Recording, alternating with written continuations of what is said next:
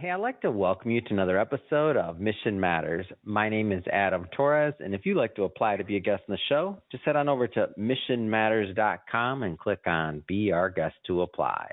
All right, so today I have Jason Fishman on the line, and he is co-founder and CEO over at Digital Niche Agency, also known as DNA. Jason, welcome to the show. Thanks, Adam. Pleasure to be here with you.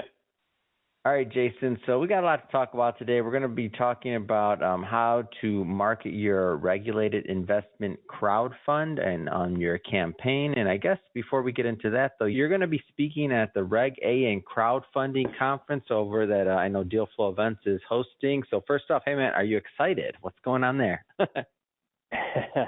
Very excited. We've been involved with the event for the past couple of years. I spoke at the Reg A conference last year. This year's the Reg A and CF for Regulation Crowdfunding Conference, the Westchester Country Club in New York. That's on June 20th. And everyone who works in the space is going to be there for the most part. So definitely invite listeners to check it out. And I've been working in investor acquisition since 2015. First, Reg D filings, meaning we were going after accredited investors, high net worth, high household income audiences. And I run a marketing agency. So we're able to run advertising. I come from the world of ad tech, had some different data partnerships that I was able to leverage to bring the right audiences to a deal. Saw success, was introduced to more campaigns, and was actually involved in the very beginning for Reg CF. That law went into effect in May of 2016. So for any listeners that are not familiar with Reg CF, it is a filing with the SEC that allows private companies to target both retail and accredited investors, virtually any adult, to purchase shares, purchase stock in their organization. They're looked at as public-private offerings, and we market those campaigns. We do so with content marketing. We do so with advertising, with outreach. I've worked on over 400 of these deals across Reg D, Reg CF, Reg A+. Reg A+, by the way, it's Reg CF, but at a higher max raise level. So on a Reg CF, you could raise up to $5 million in the filing period of 12 months. On a Reg A+, up to $75 million. All based off your offering statement, of course, your valuation, your share price, but it's a much larger arena. So we've worked on over 400 deals to date that have collectively produced 9 figures of capital collectively. I'm an open book, here to share any notes, any insights on how your listeners can take these same types of approaches, use the strategy, the tactics to be able to utilize digital marketing towards their own initiatives or their own rounds. Circling back to the conference for a moment, I know you mentioned you've been there multiple years. What keeps you going back to this conference? Like, what keeps you going back? Well, it's at a beautiful golf course, an exclusive country club. And speaking at the event, I'm on panels with the top issuers, portals, agencies, lawyers, CPAs. It really is the who's who, right? Like, I'm not exaggerating, right? Like, it's the place to be. Yeah, put together very strong partnerships and brought clients onto our agency client list with my participation there. So, it's a can't-miss event for me. I know there's going to be over 75 issuers that are already confirmed to be at the event. Expect a lot more than that as well, too. But there's also only so many groups that are filing for, let's say a Regulation A+ campaign. So to have so many of them in one room is a big deal. Yeah, it's great.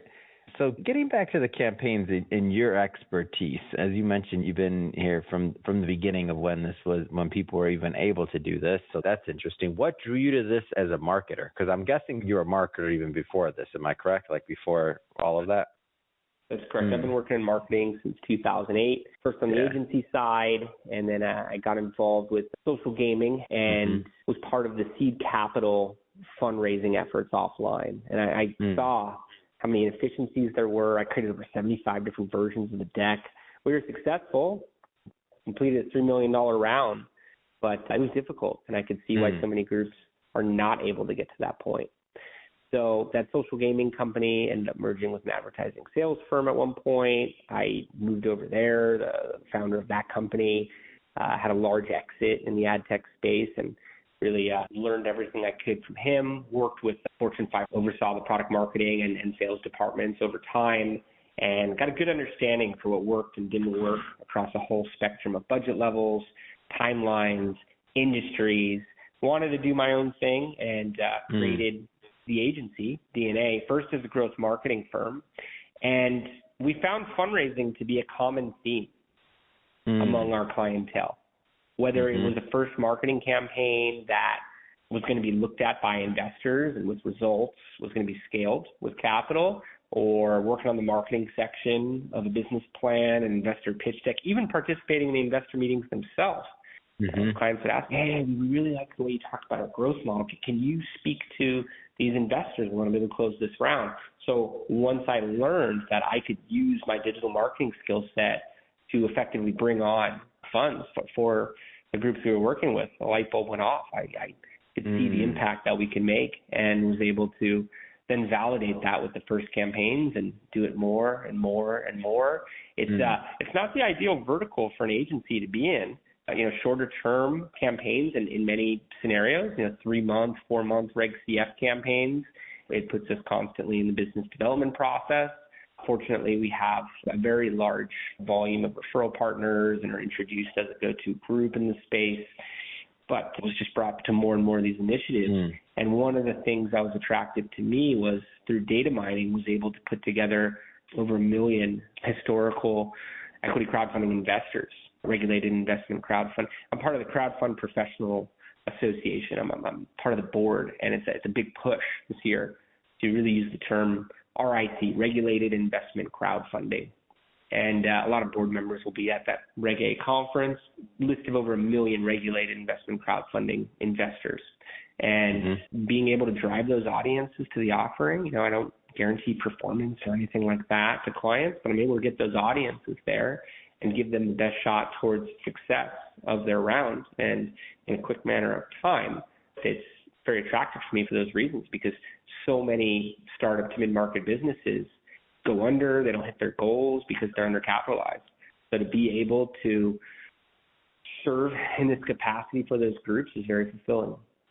Let's talk to some of those businesses and those entrepreneurs out there that'll listen to this. What are some of the things that you've found, since you've helped so many businesses, been in this space so long, and some of the reasons maybe that businesses would consider this versus maybe, traditional funding, let's say? Like, why is this such an attractive space?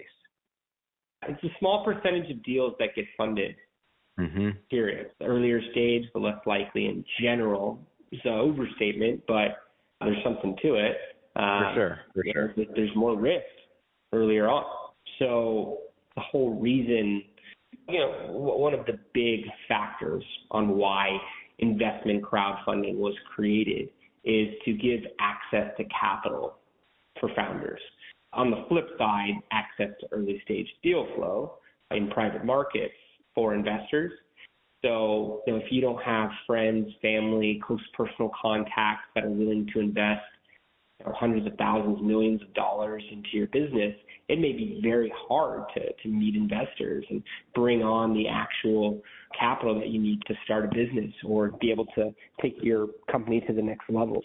Again, speaking to the investor side, I want to show all sides of the table. Being a retail investor, there are public markets, there are places you can go, but hearing stories about unicorns, and if you invested on the first round for these companies that end up taking on billions of dollars in their valuation, their market cap, what that would actualize, how your investment would substantially grow, and what it would be worth at later stages. So it's democratizing the access to capital and deal flow across the board. Now, for founders who are listening in, if you're fundraising and trying to figure out where to meet more investors, there are ways to solicit and market your deal online, but there are compliance factors. And if you file a Form C, and I am not a lawyer, I'm not a CPA, you're going to want to speak to the experts in those realms, many of which will be at the Reg A conference. Many have been on my podcast, Test, Optimize, Scale. That's my philosophy towards growth, summarized in 3 words. Have over 150 episodes, and you could see many of those experts on there. But if you file a Form C, if you file a Form D, specifically a 506C, which allows for solicitation to accredited investors, maybe a Reg A, a Form 1A, but those are much more in-depth, more scrutiny, more auditing in general. A lot of the work that you would need to do to go public. I mean, it's a big undertaking to take a Regulation A plus campaign live, for example. But if you work to get a Form C, a Form D filed, would be working with a broker-dealer, a FIN-regulated portal, lawyer, accountant. There's a lot of different team members involved, but then you can work with a group like us in terms of marketing. I also put out a monthly webinar series, write articles constantly, and part of the Forbes Agency Council. Again, I'm very transparent about what we see working in the space. You can just follow our educational content and do a lot of it yourself.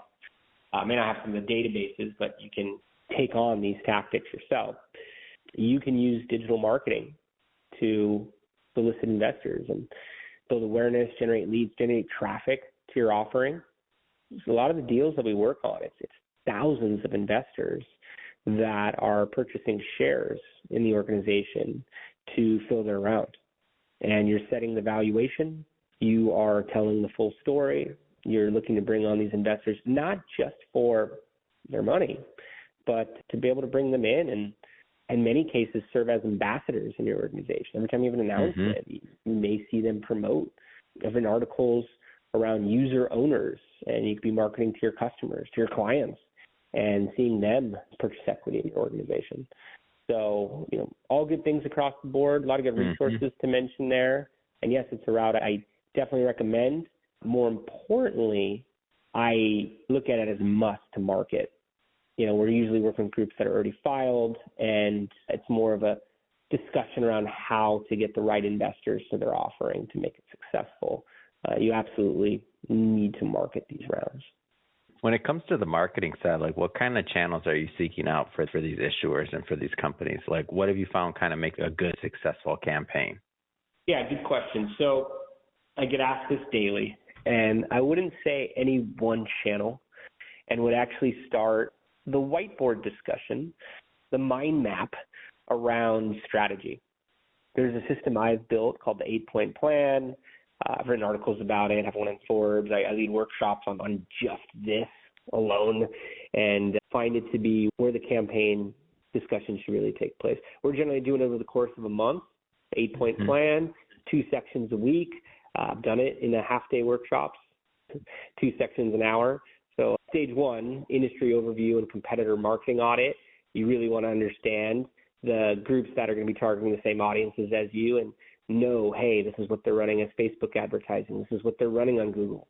This is what they're ranking for. This is how much traffic they're getting to their site, to their offering page, what they're sending out as an email, who's talking about them in the media, who's talking about them on social media. Here are the conferences they're speaking at. Here's the live broadcasts they're doing. I want to understand everything that they are activating to bring on market share and bring in the investors that you're going after. Stage 2, and you can see why I point to strategy first. You're not shooting in the dark here. You're seeing what other channels are working. Yeah. Stage 2, you're putting together audience personas and marketing channels to reach them, their touch points online. Stage 3, you're looking at the creative, so initial content calendar, the first ads that you're going to take live, as well as strategic partnerships, perspective map, and messaging sequence. And then in stage 4, it's projections and an activation list. The only way to measure is with numbers. So many groups just dip their toe in the water on these campaigns and don't really have an idea of how they're going to bring traffic, how they're going to bring investments, and at what points in the campaign.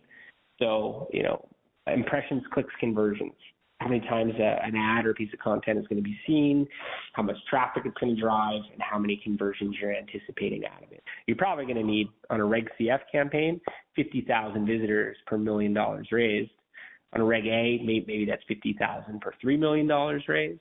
But you get the idea. You're going to need a lot of traffic, so you really want to determine where that comes from. Now, once that strategy is complete, you can prioritize the channels. I generally recommend meta advertising, especially for minimum budget levels, because roughly every dollar you spend is going to be a visitor to your offering page. We have our databases. We could set up custom audiences. There's plenty of filters that anyone could target on these platforms. You could prospect those audiences to your offering page. You could retarget them to bring them back. Probably going to be 7 touch points or more before an investor converts. So it's a great way to get traffic there and consistently. The best channels are paid email newsletters, investors who are subscribing to financial publishers' email newsletters so that they get deal flow. If you are recommended by one of those publishers, you're in a very good spot. But it's few and far between. It could be months before you're scheduled, even if you're selected. They may select 1 out of 100, 1 out of 1,000 companies that come across their desk. So it's not anything you want to depend on. The more social proof, the more third-party validation that you can showcase in your ads, in your own content publishing across your social media channels, across your content channels, across the updates on your offering page, the better. People don't believe what they see on the internet. So the more publisher logos, anchor investor testimonials, lead client, customer testimonials, the better. What kind of separates, let's say, the top groups from the underperformers, like in your opinion, when it comes to like running these campaigns? Like, what are the dividing factors? Sure. To answer that question, the first thing I would do is perform some of your own research. This is for listeners on kingscrowd.com. Kings Crowd shows the results for all of the live and historical Reg CF campaigns, and a great deal of the Regulation A Plus campaigns. And I do report every Monday internally. As of May 20th, there were 300 Reg CF campaigns live. Now, the top 10% of campaigns, they raise 130, 250K or more per month. Let's call it 200K. That's going to take a while to raise $1 million, multiple 7 figures, the full 5 million. Yeah. Now, the bottom 50% of campaigns, they may not raise more than 10K per month. So it's the top 10% that are moving. The bottom 50% are stagnant. I believe it's around 75K. 50% of campaigns don't raise more than that on Reg CF. The top 10%, about 650K or more. There was 7.46% that raised $1 million or more in 2023. Only 11 raised the full 5 million. Now that's on a Reg CF. On the data for the companies that report for Regulation A on Kings Crowd, the top 10% may raise 15 million or more. The bottom 50, maybe $1 million or less. So much stronger there, given a lot of those companies are looking to raise 8 figures, a full 75 million. So it's still not pure world of success. And I point out these numbers not to discourage listeners, but to emphasize the importance of marketing their deal. And I think it comes back to planning and strategy and determining how they're going to hit those goals. At least the groups that come across our desk, I could tell you the present factor. And I talked about how much traffic is needed, determine how you're going to get that traffic, and don't just count on one traffic source. Hey, we have this email list, or we're going to work with this broker dealer to promote some stuff, or we're going to buy some placements from a free marketing email newsletter, meaning the investors aren't paying to subscribe to it. Test, optimize, scale. Have a variety of channels that you can count on for the amount of traffic that you need, that even at a standard conversion rate. I was talking about traffic earlier. If you drive 50,000 visitors to your offering page, maybe you get 1,000 investors off that at a 2% conversion rate. And if that's $1,000 average investment on a Reg CF campaign, that's where I got that $1 million figure. If it's $3,000 average investment on a Regulation A Plus campaign, maybe $3 million, so I got that figure. The most important metric is the conversion rate. So you're going to want to really focus on conversion rate optimization. And if your campaign's not working right out of the gate, look at how you could pivot channels, and within the channels, audiences, creatives, and funnels that you're taking them down. I would also mention that you need constant momentum and traction, even planning it out at the beginning of the campaign of, hey, over the next 3 months, each week we're talking about a different development. And we're going to have some press features. We're going to have some new partnerships. We're going to have some new clients to point out. We're going to have some new milestones and be a guest on this podcast. And we'll be speaking at this conference. going to talk about some new team member announcements. You need to paint a picture to your audience that this is a moving ship and it's hitting its destination with or without them. And this is their opportunity to get involved and to become a shareholder. Not that, your growth is contingent upon them investing. How and successful the raise is, right? Yeah. Mm-hmm. Exactly. And just to end on that, it's really the crowd effect. It's the social dynamic at play on those top 10% of campaigns that are moving. However you can communicate that to your audience and show that there's a line around the block, do it, and your campaign will be positioned for more success than one that is stagnant. Amazing.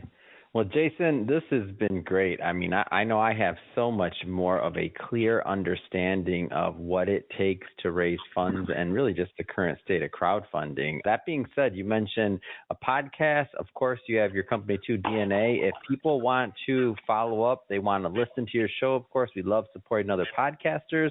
Or if they want to go check out DNA and follow your journey, how do they do that?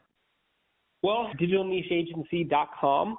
I'm Jason Fishman on LinkedIn, Los Angeles, Marina Del Rey, California. There's a few other out there, but you should know quickly based on mutual connections and job history, which one's me. Got a white shirt just to add to it. And the podcast, Test Optimize Scale.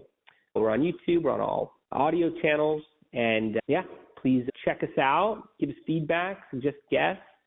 We want to, really get non-fluff, hard-hitting, actionable insights out there, and that's what we strive for.